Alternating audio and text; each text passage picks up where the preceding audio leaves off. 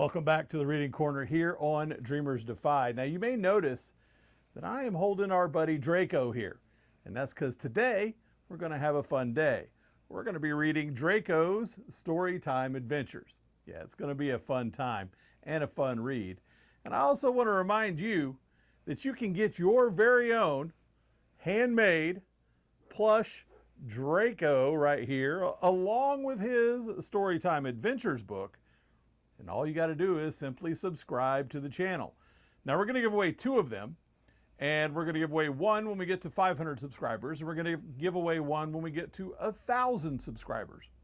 Pretty simple. Tell your friends, share out the story, help us get to those marks, and you're going to be registered to win your very own handmade Draco plush and Draco's Storytime Adventures.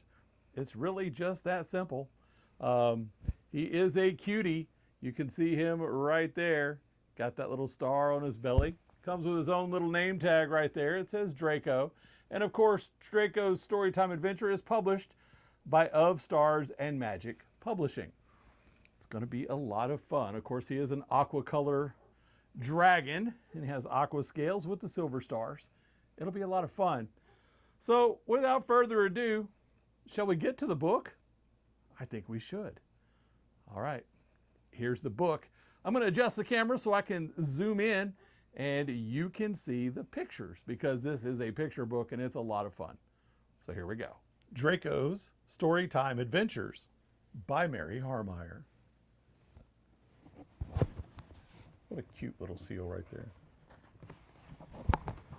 Draco's Storytime Adventures, like I said, written by Mary Haarmeyer, illustrated by David Flores. In the small blue bedroom at the end of the hall, a plush dragon named Draco sat patiently on a shelf beside a tower of picture books. His aqua scales were soft as clouds, stitched with tiny silver stars. If you look closely, very closely, you might think those stars were waiting for a reason to shine. Alexander, who was 5 and loved to read out loud, knew just where Draco liked to be held, snug beneath the wings.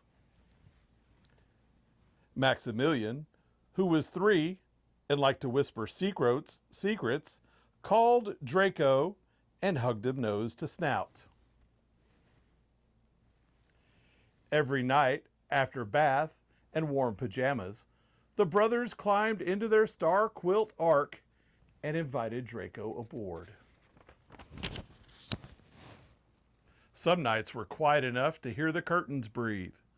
Sometimes a breeze pressed its cheek to the window and left it fogged with moonlight.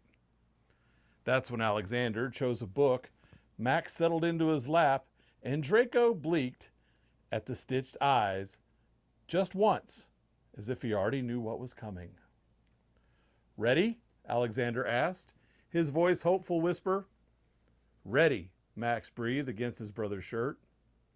Alexander opened the book, and his voice, small but steady, stepped into the first line. Max's finger traced the pictures. A hush settled over the room, the kind that makes the stars listen. Then, as the words gathered, like birds on a wire, a tender glow rippled across Draco's scales.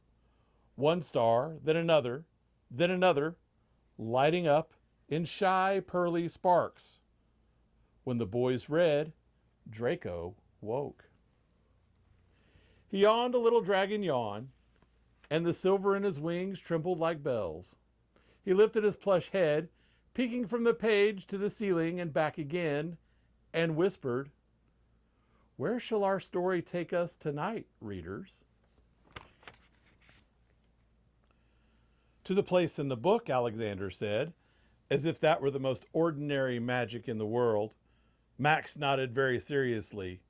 "With you." Draco's stars answered first, brightening until the room filled with a gentle swirling light. The edges of the page stretched wide as a doorway. The star quilt arc tipped and drifted. The window let in more moon than it had, and the moon let in a path of dusted silver that led straight into the story. They went.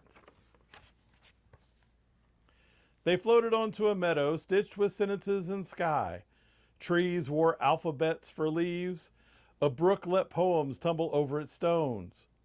Overhead, foxes with feathered tails leapt between paragraphs, leaving trails of commas behind them like soft silver rain.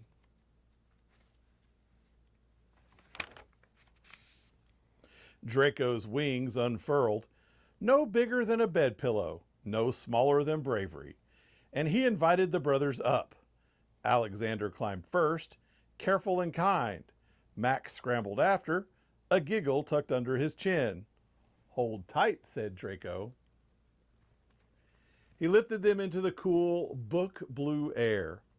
Words flowed around them, warm as breath, bright as fireflies. When they brushed a noun, it chimed. When they skimmed a verb, it hummed. A friendly creature with mossy fur waved from a hill of adjectives. "I'm looking for a lost star," the creature sighed. It fell out of a sentence and forgot how to shine. Draco tipped his nose to the sky, and there, like a tear caught on the corner of the night, a small star flickered, faint and unsure, like a candle learning how to be a flame. The star was quiet as a secret. It did not remember where it belonged. "Stories keep their stars with their truth," Draco murmured, his voice soft as felt. "Let's help it remember." They drifted close. Alexander opened the book wider to the page where the brave and gentle things live. Max patted the star with 2 fingers, as if comforting a kitten. Alexander began to read the line that had made his chest feel wide when he had first heard it. "When you are little, you are not small to the ones you love. When you are lost, you are not gone to the ones who hold you." The star listened. Stars always do. It breathed in the words like they were warm bread. It breathed out a soft silver sigh. The flicker steady, then grew. Draco's scales answered, glow for glow, light for light, until the star remembered itself completely. "Home?" Alexander asked. "Home," Draco agreed. They followed the brook of poems downstream to a sentence that arched across the sky.